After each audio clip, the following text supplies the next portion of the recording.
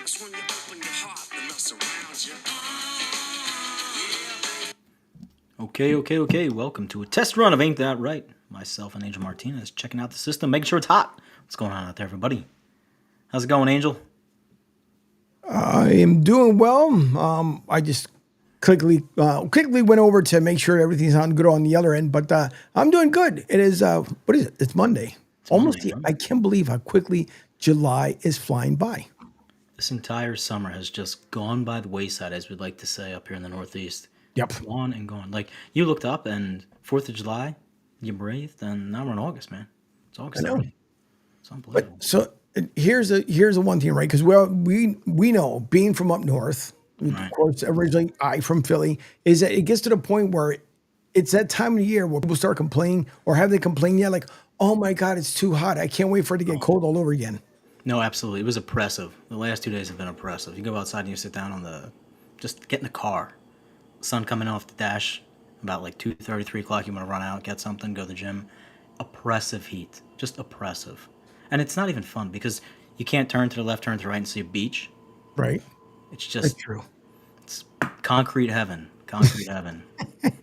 I do not miss it. That's the glorified thing about being down here. Just take a drive right down 19. Ta-da! Beach time. So we're Beach good. time. Yep. But now yesterday for the first time, and they said it would never happen in Tampa history. It would never hit 100 degrees because the rain would come down first to cool Right. things off. Nope. Yesterday, the official high at the Tampa airport, 100 degrees. And I swear today felt even hotter than what it did yesterday because our heat index today was at 118, which is basically like you're out in Vegas. Yeah, absolutely. I was actually being nerdy a couple weeks ago because the heat was so oppressive. And I saw that particular area on the Gulf Coast, the way that the cloud cover, the way that the winds come across, it keeps it warm, but yet you don't peak out at these temperatures. And kudos to you guys for breaking 100 because we've been baking up here. Baking. I don't need a sauna, I just go outside. That's pretty much it. Well, it's funny too because the Walk row through homes, the Philly row homes, everybody knows. Unless because remember years ago, somebody finally went through and started painting them white because if you're up on the third floor, it is like an easy bake oven. Especially if you don't have central AC in your home, where you just have the window unit and a fan. It is ungodly ridiculous. So those who still have, God bless, the black paint or the black asphalt or Oh, black tar, I should say, the on the black tar rooftop. roofs, yeah. Yeah, you're just baking ungodly. That is a bona fide statement. Third floor here, studio DD and brick all the way around. Man, it is bacon. And put in new windows as well, so it does keep the heat out, but also keeps the heat in. Even though if the central air is running, you're up here, man. It's soup. It's a soup can. It's It absolute is. soup can. I hate it, but things we have to do. The things we have to do. Exactly. Things we have By to the do. way, have you caught any of the Netflix quarterback series?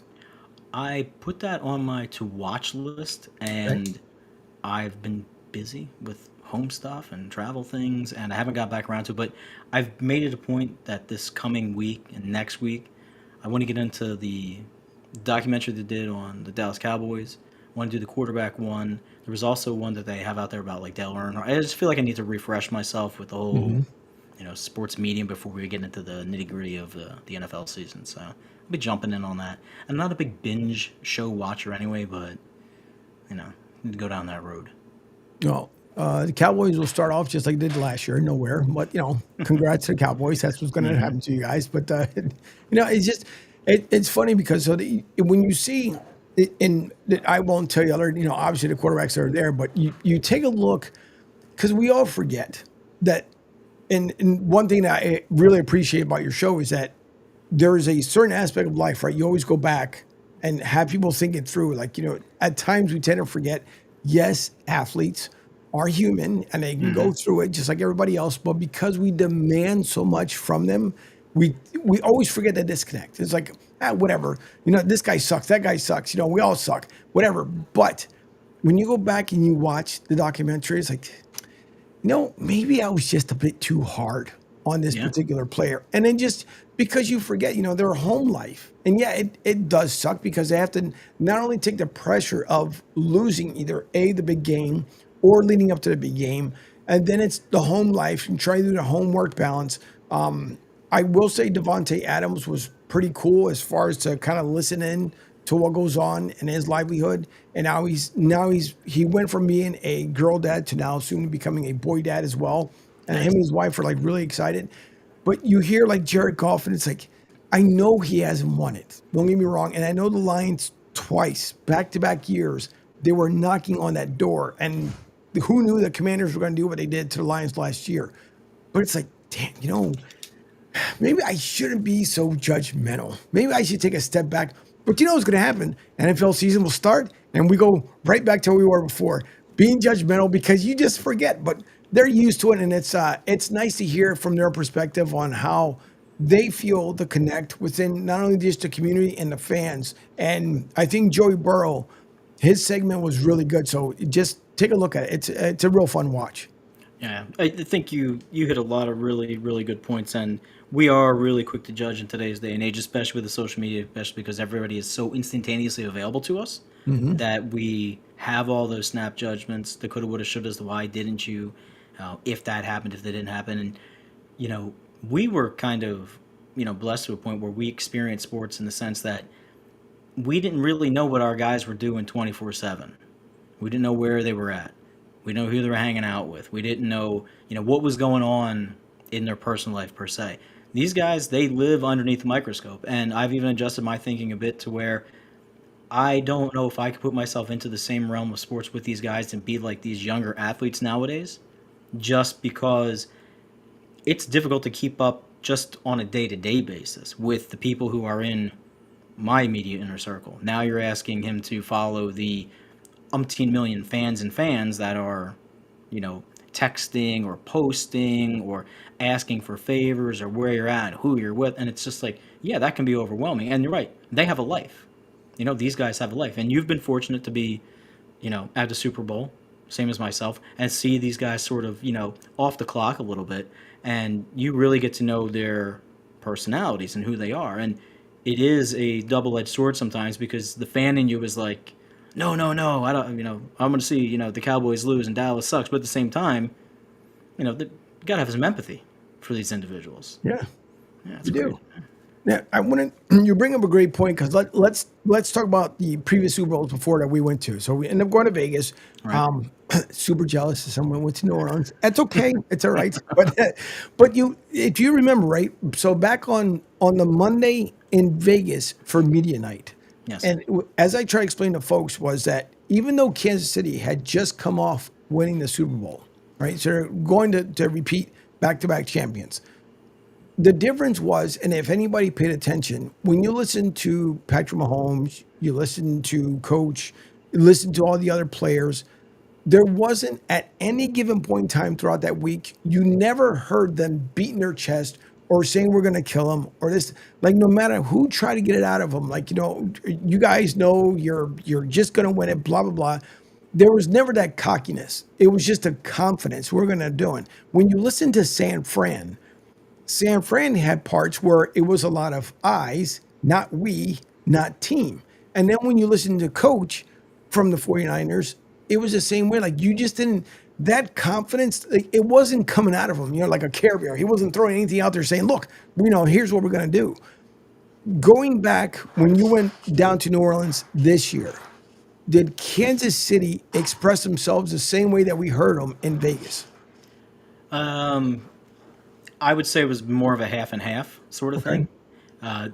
Kansas City, I think, was very confident in the fact that they were two-time champions, the fact that they sort of ran through that crucible at the end of the season, got to the Super Bowl. They had been there and done that.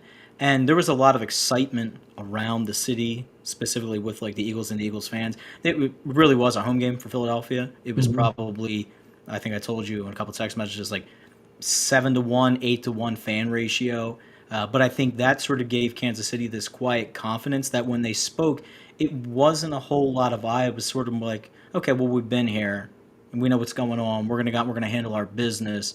And not that they didn't take the other team seriously, they obviously did, but the manner in which it happened so fast, I think they just got completely shell shocked. Like, oh my god, like we looked up, it was 7-7. Now I look up and we're down 14 points.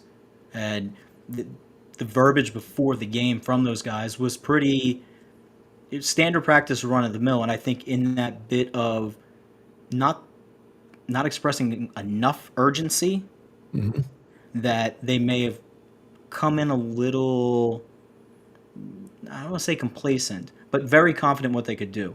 They knew who they were, and I think they were just really caught off guard. And the Eagles were a good team. They were a good team. But Kansas City's, they're very well coached across the board to not say things that are off the cuff. So it was sort of one of those, okay, we're walking into this, we're gonna have a good game, we're gonna do what we can do, but it was overmatched just from the introduction. It was overmatched from the introduction. Now, the reason why I kind of come to from here to there, right? When you talk about the Eagles and the past Super Bowl, defending Super Bowl champions that come into the season, Yep. and you have Kansas City. It's almost the same way. Like some mornings when you wake up, you have that confidence, right? And exudes Yep. you. Like, all right, today's gonna be a great day. Like yesterday was a terrific day. It was an awesome day. You hope that the next day is the same exact way. Right. When we go back and we take a listen to what went on, especially like with Jared Goff, because it was funny as my wife was watching it with me. I already know what's going to happen, so I'm saying it, and she's like, "Did you really have to say it?" I'm like, listen, when you live it, here's what happens. Yeah. But you tend to forget the same way. Like even though Jared Goff felt confident going in, playing the Commanders at home. Oh, yeah. This is why they worked the entire butt off in order to make it happen.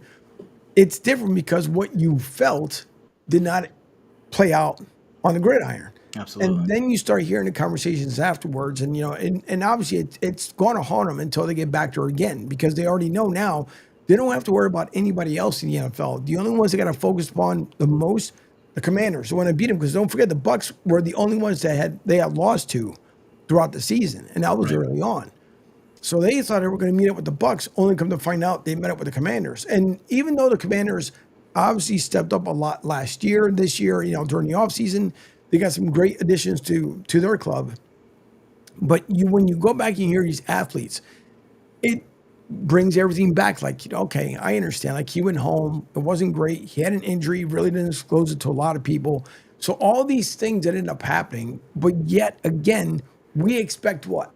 No excuses. Next man up.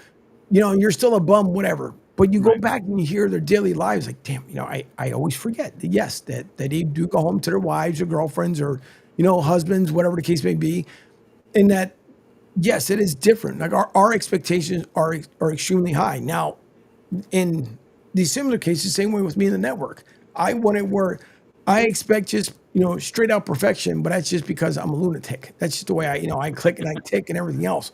And when things don't go right, do I have, off days off the camera where I go ballistic to myself? Of course, because there's a certain expectation. But yes, we do have that, unfortunately, that side of the house where not only do we deal with stuff through the network, on the gridiron, the stuff that goes on at home, if people are battling a disease or, something's not right. And then you have people that just clearly, anyone who's going to normally commit suicide, you don't ever see it coming, because it just happens. With Robin Williams, no one saw it coming.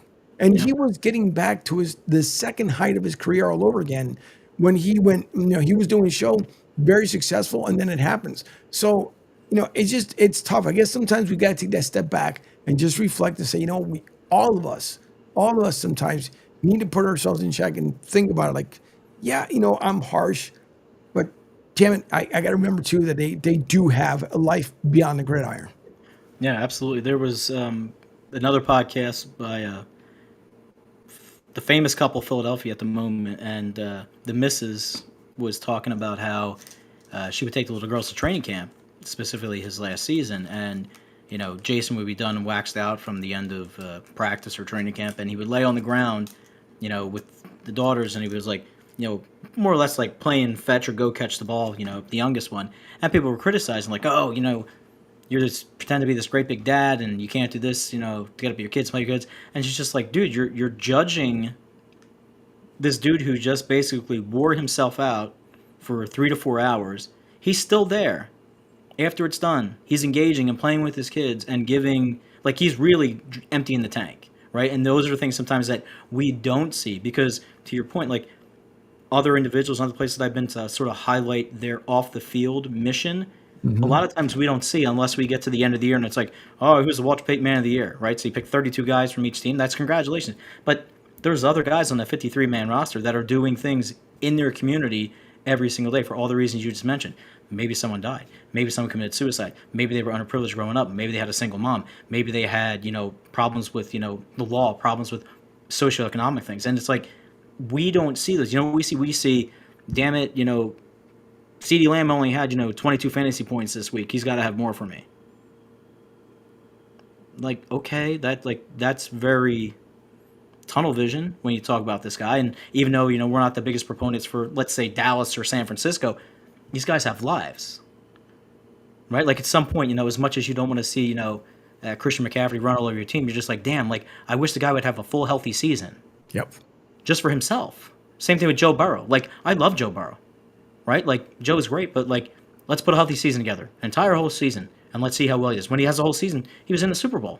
I mean, like, give him a full season. But sometimes we disassociate and compartmentalize with these things that we take it just for face value and we move on.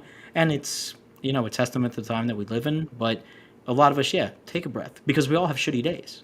We do. We do. And speaking about social, because you have brought it up earlier as well, it's the same way with social media. There's people, and it's insane sometimes to think about, like, yesterday I got 10,000 likes. Today I only got 2. The day before I got 30,000 likes. Maybe last week I only got 5, or 5,000, whatever the case may be. Yep. If you live, die, and breathe off of social media, and I understand there's like tons of social media influencers, but there's always one ready to knock you off your perch because the next one comes up. You can't consistently live off of that. Now, you can get your news feeds, you can, watch funny stuff. There's, some people religiously on Instagram on the watching because they're just funny and they bring out a different perspective of what we do on a daily basis. And they come on, they say what they want. And to me, I think when people try to not as much censor, but they turn around like, oh, I can't believe you said that, or I can't believe she said that, or I can't believe, I just heard that. People tend to forget that there's this bubble that we're in right now. It's fun to hear someone actually say what either you're thinking or what you say. And then people are like, I can't believe you said that. But you hear the person next to you say it. And yet when it comes out of them, it's funny. But when it comes out of you, it's like, oh, it's so mean. Yep. So it's nuts that I wish people wouldn't be so heavily into it. Like, for example, like my social media, it's all about sports. If I do something on Instagram, it's, something that may have gone to a beach, do something else. Facebook, I can care less about. Everybody knows this at this point. I can't stand it. Even though the same dummy that runs Facebook runs Instagram, I wish it would have been kept separately. But nonetheless, as I say this, but when it comes to people, it just drives me nuts. But anyways, the whole thing is that when it comes to social media, I just wish there's a lot of folks that wouldn't take it so serious. Like, relax, have fun with it. If you get one like, you know what? Maybe you made one person's day. Even though everybody's scrolling to your feed, don't try to outwit the next person. Just be you. That's, and one thing I've learned a lot when it comes to just watching a lot of these shows is exactly just that. Yeah. See, or you take this person, like, for example, Mike Jacobs, where he says, I like burgers with tomatoes and caramelized onions. That's not, doesn't make any sense. But he put it up there and there it is. So that's what I mean. It's just some people just take, and I've gotten that, by the way, which might be the same person, somebody different, but I got one on Pete's show, the same thing. Like, I like mustard and something else. Right. So it's, as I talk about it, there it is. No, I think that's great, man. I think that's awesome. And the greatest thing about social media is, it offers individuals this opportunity to sometimes have a voice and have a platform. And you nailed it. You really did nail it. We have been very, very fortunate in our, small amount of time that we've been in this grand media world, that we've seen a lot of people try to be the exact same thing as someone else, right? Flattery is nice, right? The imitation thing is nice. But if you're authentic, if you stay true to yourself, if you stay consistent, then just like in jobs, just like in relationships, just like in life, you tend to be successful. Right? Varying degrees, but, everybody's out there trying to hit a home run. Singles and doubles to get you in the Hall of Fame. You know, Sure will. By sure the will, way, man. yeah, just like old Ichiro, he had a couple of them that what's Mike saying here? Shows what brand of socks you wear and maybe your fingernail length. Killing me, Mike. You're killing me, buddy. You're killing me. Oh man, uh, Ichiro actually he pretty much killed it yesterday. You know, for the Yeah. Baseball Hall of Fame. I know they went to a delay and stuff, but I mean, listen, that guy still looks for the most part young, and he could probably still go out there and swing some good bats. But it's the same way when those guys go back and they took a look at their legacy, and even he made fart in the Marlins when he said, I didn't know who the Marlins were until 2015 when they Mm-hmm. wanted to try to push me over there to Miami. Yep. Yeah, he understood it, and he's not even from America, but he's taken on the lifestyle here, and obviously adapted it up from being back home as well. But again, you can't take life too super serious. You can't. It just it. Pete drives a car, 80% oil left in it, and farts a lot in the driver's seat. Mike. Yeah. Mike, But you're gonna give Pete your Uber rating. He's gonna get 4 stars, 5 stars. What does he get? yeah, exactly, Mike. So, what would be your Uber rating for Pete? That's a good question. But, I know yeah, it's expensive right now. Uber is ridiculously expensive. Shout out to Uber and Uber One. We'll be there for all the concerts and the Gala festivals. But my goodness, man, taking an Uber ride anymore? Goodness gracious! it gets I up feel like there. I feel like they throw on that service tax just because they can. Like there's like a high volume tax that goes on to things. Hmm. You're at a sporting event, whatever, and you're just like, nah, no way. You're gonna throw on like 15 extra bucks just because people need the rides. Like you're trying to be responsible. You're trying to do the right thing, not drive.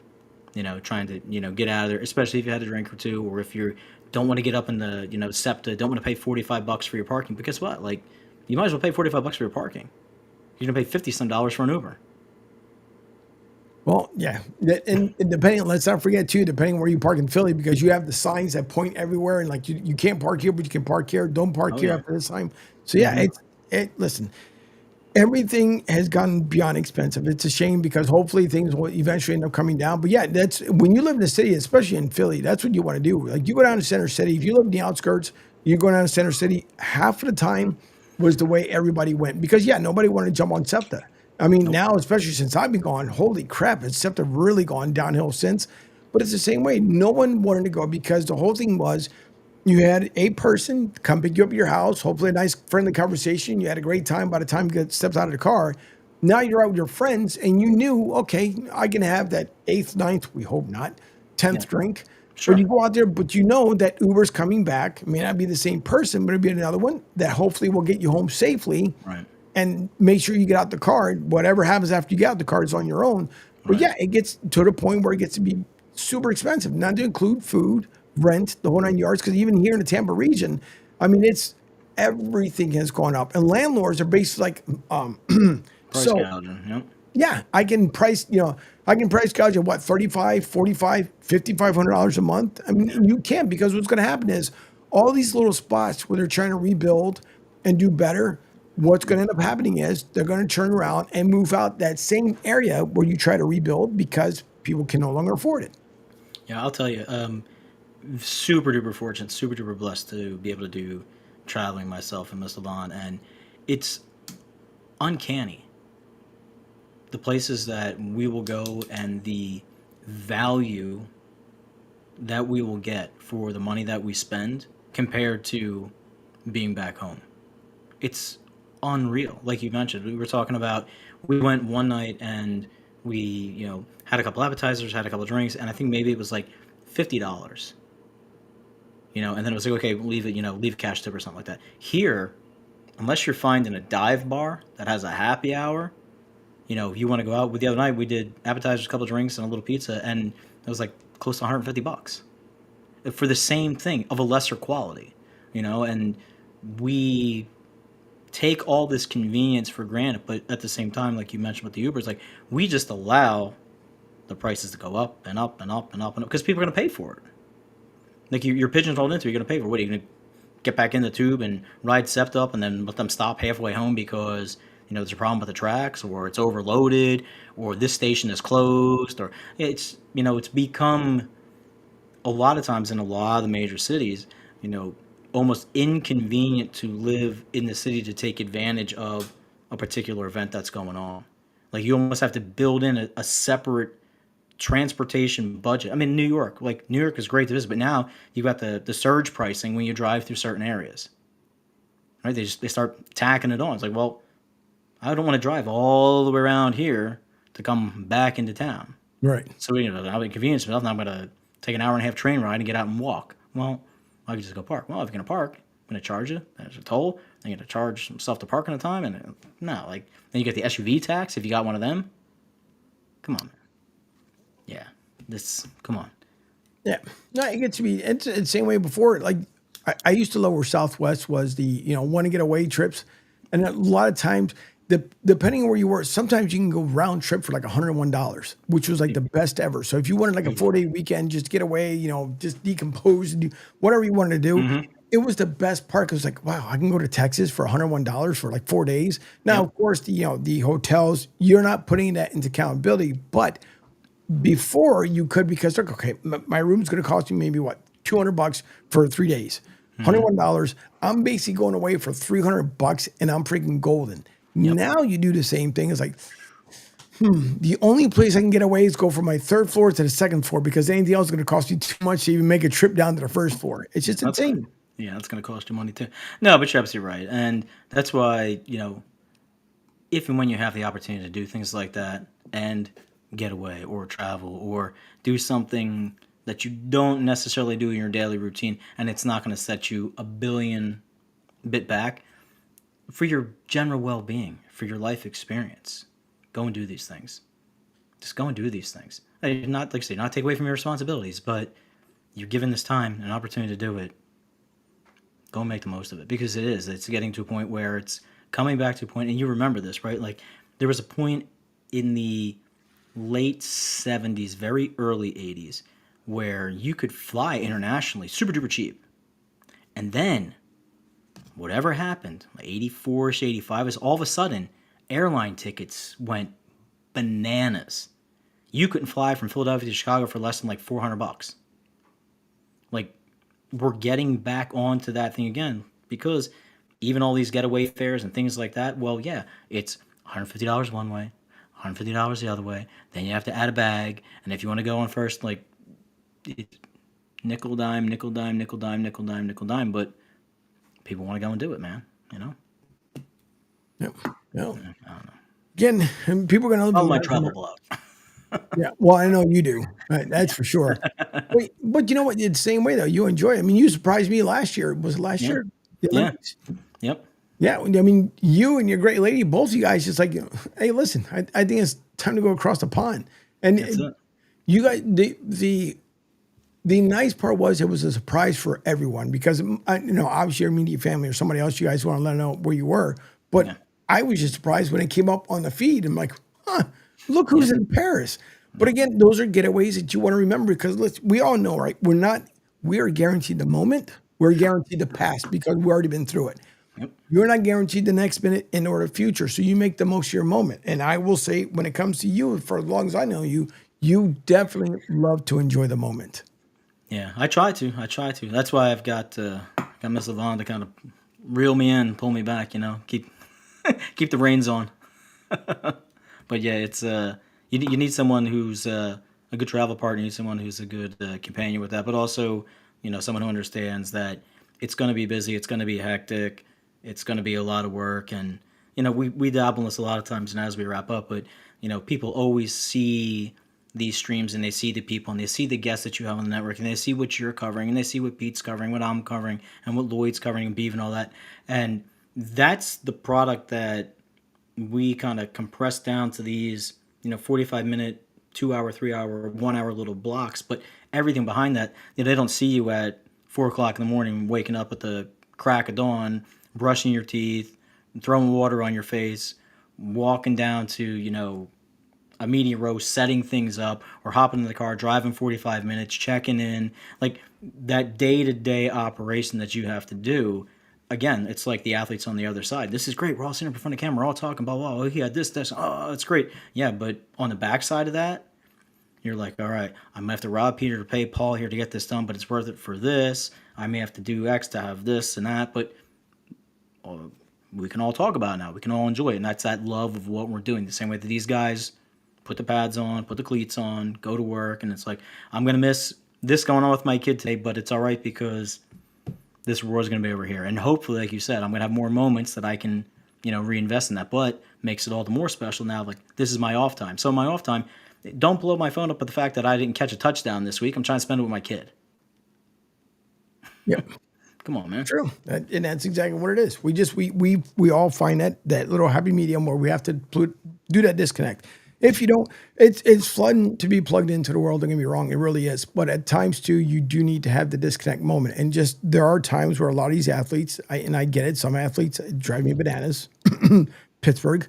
But anyways, but you have you have those moments where you just you have to disconnect because and everybody knows, yes, our Philly faithful can get under your skin badly, but the reason why they do it, and it's always misunderstood, why? Because they want you to do better. That's the way we are. It's been the Philly mentality for years. It'll never change because your neighbor is down, you pick them up. Why? Because you want he or she to do better, and that's just the way it is, nonetheless. So, low power. Low power. All righty. Winding down, low power, people, low power. Nice.